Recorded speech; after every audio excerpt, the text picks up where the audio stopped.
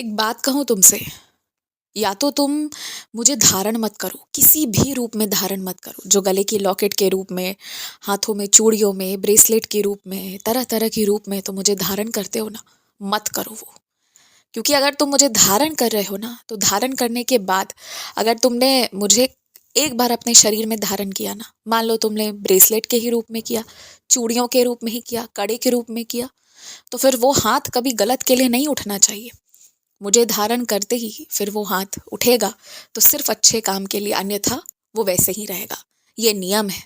अगर तुमने अपने गले में मुझे धारण किया है तो तुम्हारे कंठ से अगर एक भी ध्वनि निकलेगी तो वो अच्छाई की निकलेगी, अच्छी निकलेगी। किसी के लिए बुरी बात नहीं निकलेगी। किसी की बुराई में तुम्हारी ध्वनि का योगदान नहीं रहेगा। स्पष्ट और साफ है। अन्यथा मुझे धारण मत करो। अगर मुझे धारण कर लिया है और मुझे धारण करने के बाद तुम नकारात्मक सोच रहे हो तो ये मेरा अपमान है। और वैसे में ना सिर्फ चित्र तुम्हें दिखता रह जाएगा, मगर मैं मौजूद नहीं रहूंगा। सिर्फ तुम्हें लगेगा कि मैं हूं, मगर उस लॉकेट में मैं फिर रहूंगा नहीं। अगर मुझे धारण करने के बाद तुम किसी के साथ गलत करोगे, किसी के लिए गलत सोचोगे, कोई गलत चीज सोचोगे, तो मैं नहीं रहूंगा। ये साफ और स्पष्ट है। तो मुझे धारण करने से पहले सोच समझ लेना, और एक बार धारण कर लो तो पूर्णतः मुझ पर समर्पित हो जाओ। अपना सब कुछ मुझ पर छोड़ दो। बहुत मांग लिया ना तुमने, देख लिया ना मांग कर, कई चीजें मिली और उससे ज्यादा चीजें मिली नहीं। तो ना अब मांगो मत, बस शांति से आओ, दरबार बैठो, ध्यान करो और जाओ। कभी कभी नहीं मांग कर भी देखना चाहिए कि क्या मिल सकता है। मांगने वाला सीमा बांध देता है, नहीं तो मैं असीमित देने को तैयार हूं। इसलिए तुम चुप बैठो, शांत बैठो और देखो मैं क्या दे रहा हूं, और अपने कर्मों पर विशेष ध्यान दो।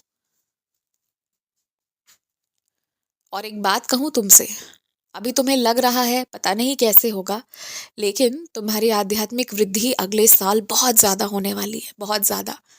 लेकिन वो तभी होगी जब तुम उस रास्ते पर मुड़ोगे तब।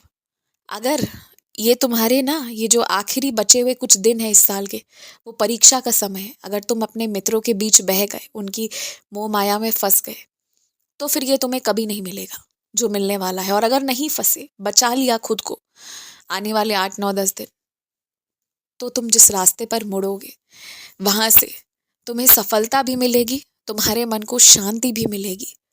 जिस चीज के लिए तुम्हारा हृदय बेचैन है, रोता है, पर कारण नहीं पता है ना, तुम्हें वो कारण पता चलेगा। तुम्हारा मन शांत हो जाएगा, शिव के समीप हो जाओगे। पर वहां तक पहुंचने के लिए इस साल अपने आप को अनुशासित रखना पड़ेगा तुमने। देख लो, मैंने तो तुम्हें सतर्क कर दिया है। आगे तुम जो चाहते हो, जैसा चाहते हो, उस हिसाब से कर्म करो। हमेशा खुश रहो, हमेशा मुस्कुराते रहो, और अपना ध्यान रखो। कोई बात है जो तुम्हें परेशान ज्यादा कर रही है, मगर वो सोचने वाली बात नहीं है, मत सोचो।